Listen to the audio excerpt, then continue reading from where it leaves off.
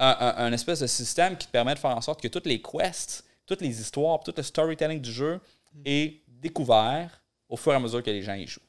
Tu prends un livre sur une bookshelf, tu l'ouvres, il n'y avait rien d'écrit dans le livre avant que tu l'ouvres. Ouais. Et quand tu l'ouvres, c'est généré on the spot. Quand tu t'en vas dans une pièce où ce que personne n'a jamais été, c'est généré on the spot. Fait que,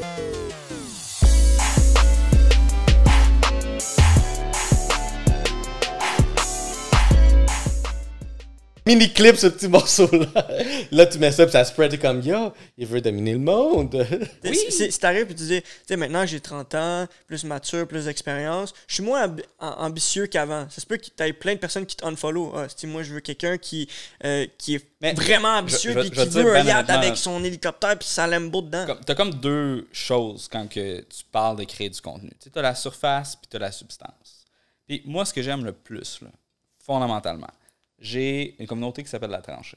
Et moi, tout le temps, quand j'écris des articles de blog, là, je suis un gars de substance. Okay? Je suis full stack dev, je suis un gars technique, je m'intéresse à comment est-ce que les choses fonctionnent, comment est-ce qu'on fait pour utiliser la technologie pour innover dans le contexte qu'on a. Puis les gens qui me suivent, c'est ce genre de gens-là. Ouais. C'est des gens que j'en ai une en tête, Karine Davidson-Tremblay, elle a une ferme d'alpaca.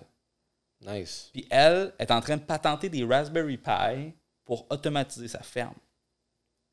Puis elle, là, ça, c'est mon client type idéal. Ça, là, c'est ce genre de personnes-là, quand ils sont sur la tranchée, ça, là, je les aime. C'est mes préférés.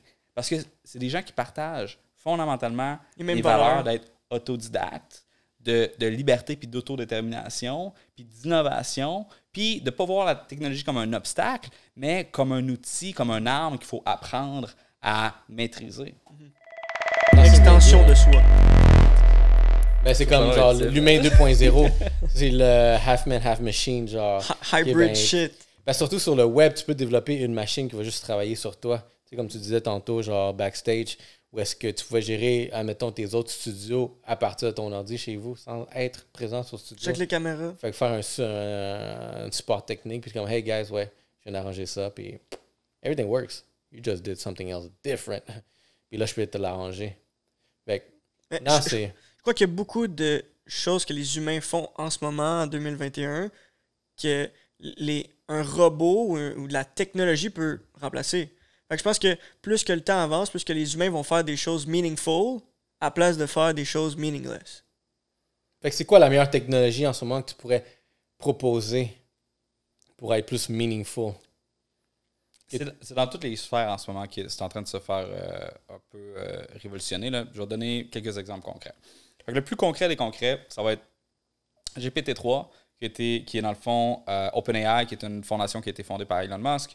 Parce qu'Elon Musk il disait le AI, ça va amener la fin de l'humanité. Il faut vraiment qu'on fasse quelque chose pour changer ça. Parce que si on dit pas qu'on arrête de faire des AI, un peu comme la bombe nucléaire, si on se dit pas que on fera pas de bombe nucléaire parce que c'est trop dangereux de vivre dans un monde où il y a une bombe nucléaire, mais l'alternative, c'est quoi? C'est d'essayer de créer un environnement ou un écosystème ou des comités ou quelque chose qui va faire en sorte qu'on va être capable de pas tout se faire péter. Ouais. Et c'est la même chose avec l'intelligence artificielle. Il a essayé de dire aux gens de slacker sur l'intelligence artificielle. Quand il s'est rendu compte que personne n'était intéressé à lâcher le pied sur le gaz là-dessus, Let's go to Mars. Il s'est dit, OK, bon, mais on va faire une fondation qui s'appelle OpenAI qui a pour objectif de démocratiser le développement de ces technologies-là pour faire en sorte que ce ne soit pas juste une personne qui ait accès, mais que ce soit tout le monde qui ait accès. C'est la décentralisation, dans crypto. C'est pour ça qu'il l'a vendu à Microsoft. Which makes no sense. J'avoue, mais il l'a vendu à l'autre entreprise. Genre, mais c'est pas Elon, à sa défense, c'est pas lui qui a pris la décision. Il n'y a pas ce pouvoir décisionnel-là chez OpenAI. Mais anyway, fait Microsoft, ils ont parlé, je pense, c'est 1 ou 2 milliards pour les droits d'accès au code source de GPT-3, qui est un moteur de... Je pense qu'ils ont 60 milliards de paramètres dans cet algorithme-là qui permet de comprendre le contexte et de générer du sens selon le contexte. Fait que là, Microsoft qui avait déjà acheté GitHub, qui est la plateforme de développement pour copy-paste les codes. Là. Bon, fait que GitHub ont lancé récemment GitHub Copilot. Où est-ce que tu expliques qu'est-ce que tu voudrais faire comme fonction et GitHub Copilot va te l'écrire. Mm-hmm. Donc, tu dis, moi, j'ai une fonction qui va sur les serveurs de, je sais pas moi, weather.com pour me demander, pour checker la température. Si la température est plus que 20 degrés Celsius à Londres, à ce moment-là, je veux que tu envoies un courriel à telle adresse puis que tu updates telle affaire dans ma base de données. T'écris tes lignes de code vite en du ciboire. script, là. Mais là, tu fais juste le dire. Ouais, mais c'est ça. Là, Mais tu GitHub dis, Copilot, puis bra, il y a le le fait code pour qui est toi. là. Puis l'autre démo que les gens peuvent aller regarder sur YouTube right now, c'est Roblox, qui ont incorporé, qui est un autre, je pense, projet de Microsoft. C'est un jeu un peu boboche, là, parce que tu te promènes et tu fais des choses.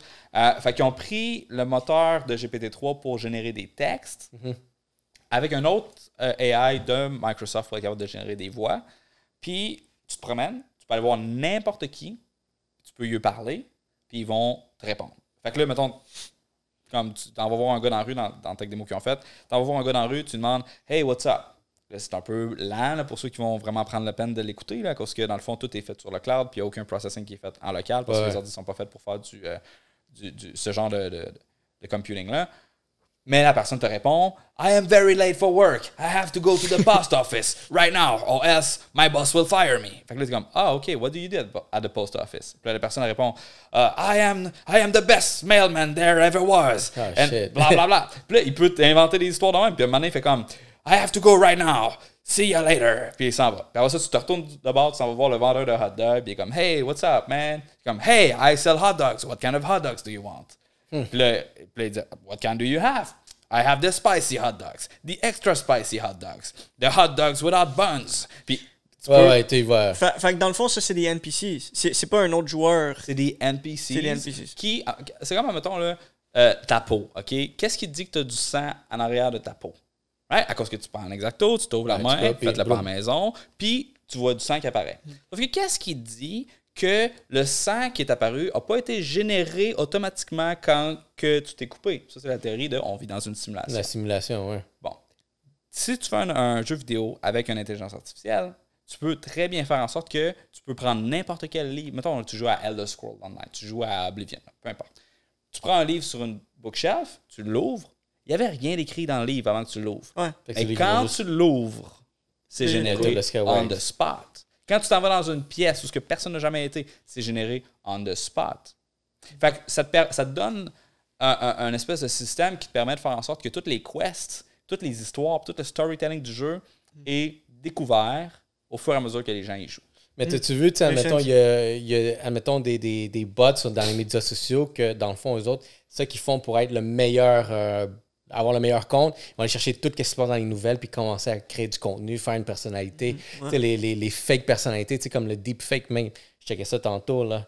Fait que là, tu peux créer un bot qui a l'air humain, puis il va, à chaque jour, il va juste scroller l'Internet. Il va genre Donald Trump. Je vais vous donner un exemple. Donald Trump, genre des trucs politiques. Je vais vous donner un exemple dans le marketing de l'application GPT-3. GPT-3, vous pouvez aller en ligne, les gens qui nous écoutent, se mettre sur la liste d'attente pour avoir accès à la bêta. Moi, je l'ai fait, j'ai accès à leur API. Je peux utiliser GPT-3 pour faire mes trucs. Je suis en train de travailler sur un robot qui s'appelle Robot-Olivier pour mon forum de discussion. Je vais pouvoir taguer Robot-Olivier, puis là, il va te répondre, tu sais. Je travaille pas fort là-dessus, là, parce que... Charles Robot-Olivier. On n'est pas encore rendu au point où ça va être mind-blowing, mais comme facilement dans 5 ans... Il va faire des tâches. Facilement dans 5 ans, je peux... Parce que l'affaire, c'est que Robot-Olivier va inventer des choses qui n'ont pas rapport. Genre, mettons, tu demandes à Robot-Olivier comment est-ce que je fais pour... C'est quoi la meilleure stratégie pour faire genre comme du email marketing à tel type de personne? Puis là, Robot-Olivier va te répondre, mais il va inventer des concepts, il va inventer des experts, il va inventer des sources, puis il va linker vers les sources qu'il invente. Ça, c'est fou que tu viens de dire parce que dans le contexte politique qu'on est de fake news, là. Ouais, non, t'es capable de créer du contenu qui est très, très believable avec ça. Puis de créer le white paper. Mettons, tu mets une source scientifique, tu peux faire en sorte que tu génères aussi la source scientifique qui est citée, puis que tu génères le profil Facebook ou LinkedIn. Il va chercher des mots-clés. Du PhD professors qui l'a. Tu sais, fait que tu peux créer des fausses personnes, puis des faux papers, puis des faux tout. Mais dans un contexte où ce qu'on encadre ça avec, mettons, quelqu'un qui travaille dans une agence web, tu peux dire, génère-moi, je sais pas moi, 100 ad copy creatives, sans images, sans texte, puis après ça, tu prends quelqu'un, que lui, sa job, c'est juste de choisir à travers qu'est-ce que l'AI a généré pour lui. Fait que ça rend tes l'humain, employés beaucoup plus efficaces. Puis tu n'as plus besoin d'être un pro copywriter pour écrire des textes qui sont sa coche. Mais il y a beaucoup en ce moment pour Facebook des ad bots qui vont exactement des copywriters qui vont créer tout ton texte selon qu'est-ce qui pogne le plus. Exact. Puis boum, tu prends ça, tu choisis, OK, I have 5. Au pire, tu vas tous les lancer dans Dynamic, puis il va tous les tester comme, hey, this one works. This one converts. Est-ce que tu connais Lex Fridman? Lex Fridman. Ouais. Andrew Huberman? Nope. Non. Andrew Huberman, c'est un gars qui est dans le même niveau que lui. Neurologie. Tu sais, c'est des amis.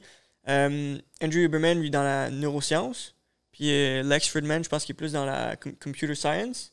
D'après ce que je comprends. Il y a un podcast où est-ce que les deux, un podcast des deux, dans le fond. Puis Lex Fridman, lui, qu'est-ce qu'il voit de tout ce qui est l'AI, c'est qu'il aimerait ça voir un AI qui est capable d'accumuler les expériences avec un autre être humain puis de développer une relation avec un être humain. Tu sais, nous, pourquoi, mettons, moi, quand j'arrive chez Ray, pour la 37e fois, j'y parle pas de la même manière que j'y parlerais la première fois que je le verrais. Comme live, je te parle pour la première fois. Mais la 37e fois que je te verrais, ce serait différent. Fait que ce serait des données accumulées, un peu comme tantôt l'histoire de Roblox. La première fois que tu vas voir le marchand d'hot dog versus la 37e fois que tu viens voir le marchand d'hot dog. Il va-tu encore repartir de zéro ou il va avoir des informations accumulées à propos de ta personnalité ou le type de questions que tu poses. Après ça, il va aller dans une autre direction. Fond, ça, c'est un problème de processing power. Parce que dans le fond, à chaque fois que tu interagis avec ton AI, tu peux lui donner un contexte. Right? Fait que tu pourrais lui donner l'entièreté de qu'est-ce que tu as eu comme interaction avec et tu lui demandes de compléter cette interaction-là. That's a lot of data. Fait que c'est juste que lui, ce qu'il faut qu'il fasse, c'est qu'il faut qu'il chunk down tout ce qui s'est passé. Il faut qu'il processe à travers son neural engine. Et c'est juste que présentement, au niveau de l'architecture des processeurs, on n'est pas encore à un stade où dans ton téléphone, tu as assez de computing power pour avoir l'expérience. NVIDIA, là, dans leur cloud, dans leur data center, là, ils ont des clouds fucking awesome qui sont faits pour ça, sauf que la plupart de ce processing power-là n'est pas utilisé pour des applications qui sont... c'est trop important. T'sais, ils ne vont pas utiliser ça pour toi, mettons, qui essaie de parler avec un avatar. Ils vont utiliser ça avec quelqu'un qui est en train de faire une recherche sur le cancer ou whatever, là, pour le vaccin comme le COVID. Le vaccin pour le COVID a été trouvé, je pense que c'est le 16 janvier 2021, c'est ça. Ça a été trouvé très, très tôt au début du COVID. Ça a été c'est Moderna, dans le fond, l'entreprise de Californie, qui a pris un AI pour séquencer le virus, pour sortir qu'est-ce qu'ils ont utilisé pour être capable de faire le vaccin. Puis genre le 16 janvier, un an avant que tout se passe puis tout le monde meurt, il y avait déjà le vaccin qui était efficace. C'est juste qu'il fallait qu'il passe à travers les trials puis le mass production. C'est pour ça que ça l'a accéléré très rapidement. Si je comprends bien. Ouais, puis le fait qu'ils n'ont aucune responsabilité si jamais quoi que ce soit de mal se Ben passe. ouais, c'est le gouvernement. Le bill est déjà payé, puis il délai avec la mort et le gouvernement. Le contrat de Pfizer a été leaké aujourd'hui, by the way. Ouais. Puis ils n'ont aucune liabilities, puis le gouvernement ne peut pas retourner qu'est-ce qu'ils ont acheté si jamais il ne marche pas. Ouais, ça je l'avais vu aussi, puis c'est à ce point-là que c'est sale. Ne pas rentrer dans la politique, parce qu'en ce moment, ça, c'est tellement problématique. C'est tellement séparatiste, cette conversation de est-ce que tu es vacciné ou non vacciné. Anyway, on peut passer à d'autres choses. I don't care. I don't give a fuck. I don't give a shit either.